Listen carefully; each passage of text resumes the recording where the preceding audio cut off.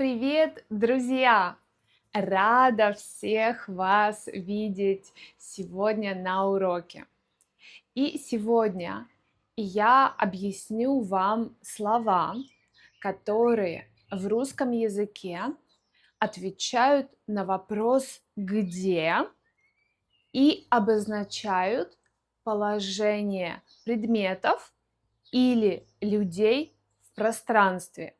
Готовы? Начинаем. Например, слева от меня находится окно, а справа находится дверь. Вверху, или тоже можем сказать наверху, висит лампа и вентилятор, а внизу под моими ногами находится пол.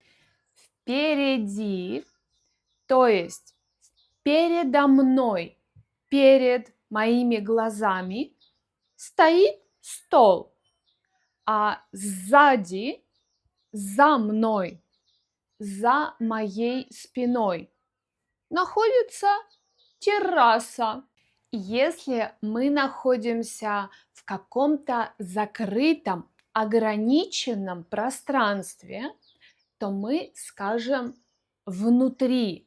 Например, я сейчас в машине, я внутри машины.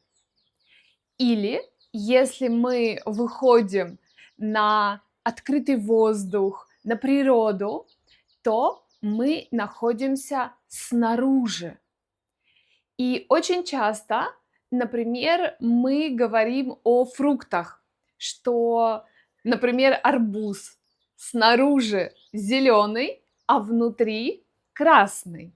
Или кокос внутри белый, а снаружи коричневый. В русском языке мы не говорим слово «снаружи» в значении на свежем воздухе, на улице, так как по-английски, например, мы говорим outside.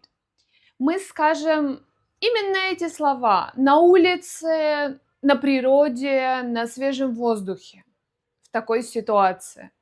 Например, если кто-то мне задает вопрос: Маша, ты сейчас дома или не дома?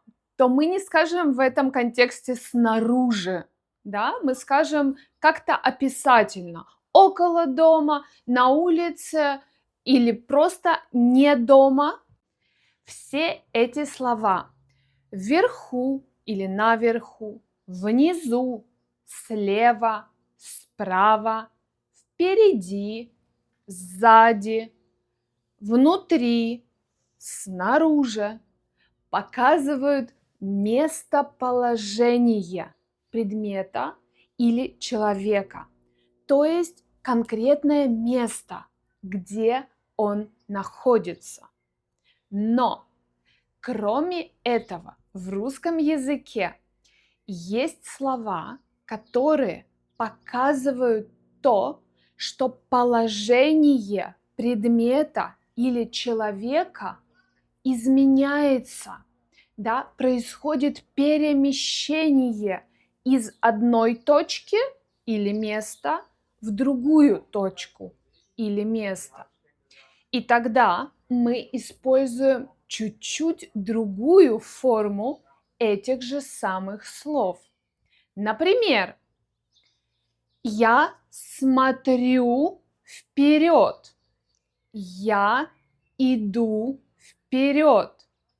Я смотрю назад. Я не иду назад. Вы видите, что здесь мы используем не слова впереди и сзади, а слова вперед и назад. Эти слова показывают нам направление или изменение, траекторию движения предмета. Точно так же я могу сказать, что когда я иду в магазин, я поворачиваю налево, а потом иду прямо и через 3 минуты еще раз поворачиваю, но уже направо.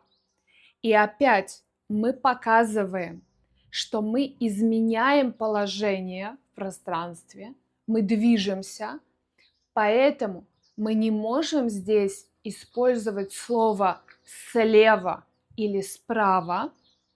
Мы используем слова «я поворачиваю» или «я иду», «я бегу налево», «я поворачиваю», «я иду», «я бегу направо». Если я нахожусь в многоэтажном доме, и я не хочу идти по лестнице, я еду наверх или вверх на лифте.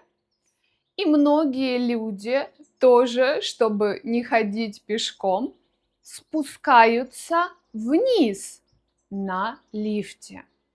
Здесь тоже мы изменяем положение в пространстве и используем слова наверх или вверх и вниз.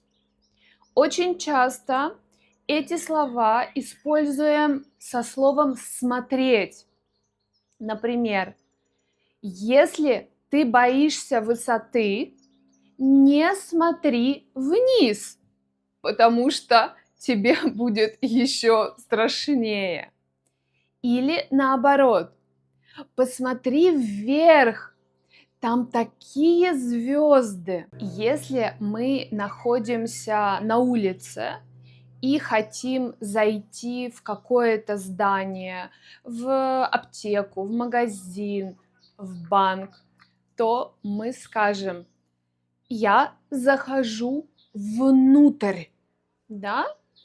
И если я наоборот выхожу, то можно сказать: я не могу здесь больше находиться, здесь очень душно, я выхожу наружу или на улицу, на свежий воздух. Слова слева, справа, наверху, внизу, внутри, снаружи, впереди, сзади отвечают на вопрос «где?».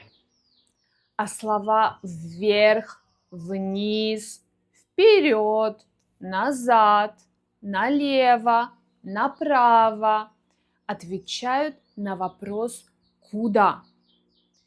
И что очень важно, что первая группа слов, которые отвечают на вопрос «где?», используются вместе с глаголами, которые обозначают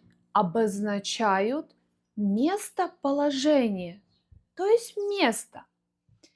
Например, быть, находиться, лежать, висеть.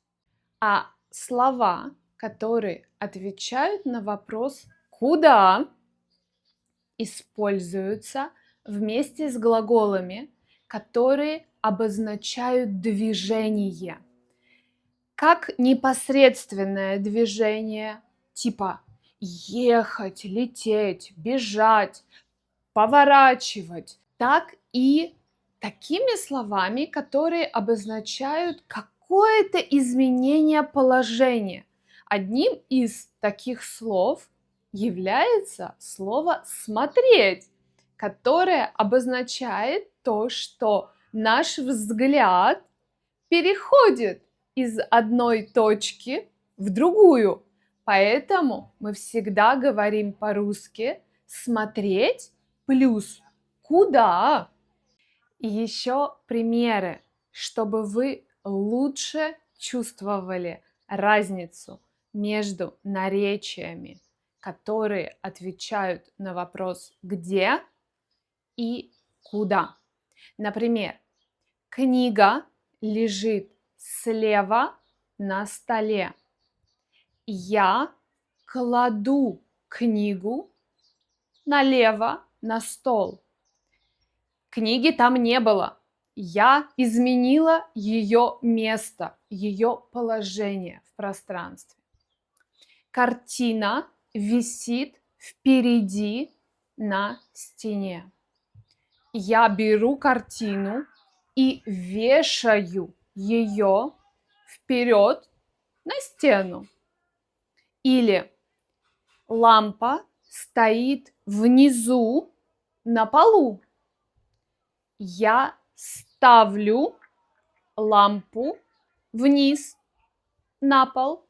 Друзья, пишите, пожалуйста, в комментариях, вы чувствуете эту разницу между наречиями, которые отвечают на вопрос «где?» и теми, которые отвечают на вопрос «куда?». Я по своей практике знаю, что это не очень простая тема для иностранцев. Надеюсь, что после сегодняшнего урока она для вас более понятна. Пока!